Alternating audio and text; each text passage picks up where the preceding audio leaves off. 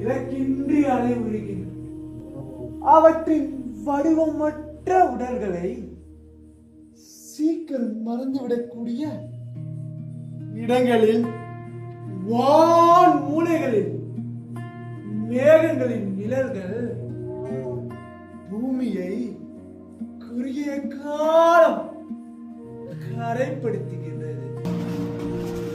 வடிவங்களற்ற பேய்கள் போன்றவை மேகங்களால் அவை யாரையும் பிடிப்பதில்லை. நீ பேசுவதில்லை என நினைத்திருக்கிறாய். அது கேட்க தேவையில்லாமல் கவனித்துக் கொண்டிருக்கிறது.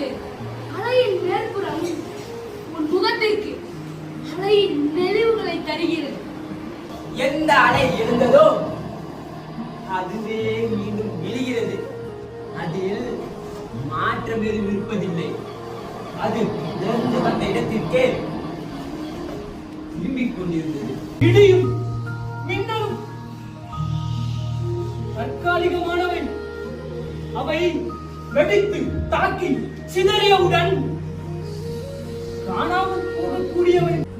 மேகங்களுக்கு நினைவுகளின் புனிதங்கள் இல்லை.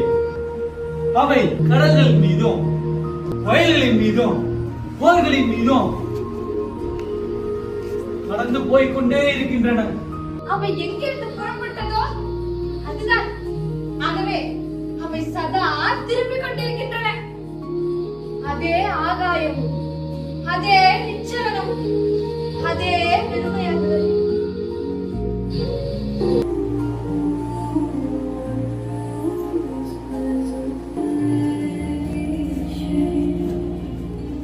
கவிதை நாடகங்கிற நாடகம் பார்த்தோம். கடலும் மேகத்தை பற்றி நல்லா சொல்லுவாங்க. ஓரளவுக்கு ரிலாக்ஸாக ஒரு மாதிரி நல்லா இருந்தது. நாடகம் பார்க்க கொஞ்சம் பிடிச்சிருந்தது.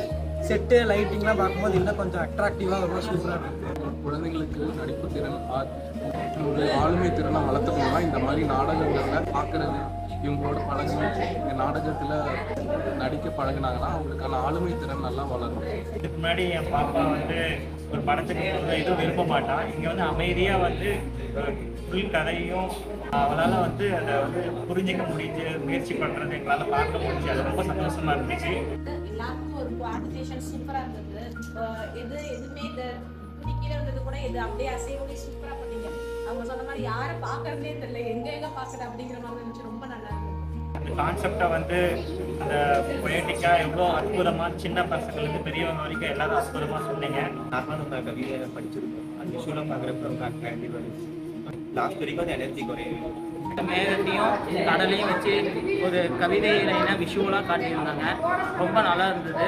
ஏன்னா ஒரு கவிதைனா நம்ம நல்லா படிச்சு காமிக்கலாம். பட் அதை நடிச்சு அதை இன்னொருத்தங்களுக்கு ஒரு உணர்வு. பட் எல்லாருமே நல்லா பண்ணாங்க.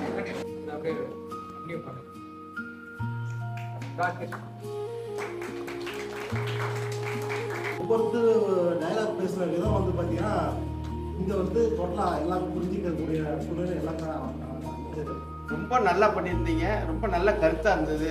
மேகத்தை பற்றி சொல்லியிருந்தீங்க, கடலை பற்றி சொல்லியிருந்தீங்க. ரொம்ப ரொம்ப ரொம்ப அருமையாக அது ஒரு சின்ன பிசுறு கூட இல்லாமல் ரொம்ப சூப்பராக பண்ணீங்க. மேகத்துக்கும் கடலுக்கும் இந்த டிஃப்ரென்ஸ் வந்து கண்கூட பார்க்குற ஒரு ஃபீல் இருந்துச்சு. வாழ்த்துக்கள், எல்லாத்துக்கும் வாழ்த்துக்கள். உங்களுக்கான அங்கீகாரமெல்லாம் மிக விரைவில் கிடைக்கிறதுக்கு நான் ஆண்டவனை வேண்டிக்கிறேன்.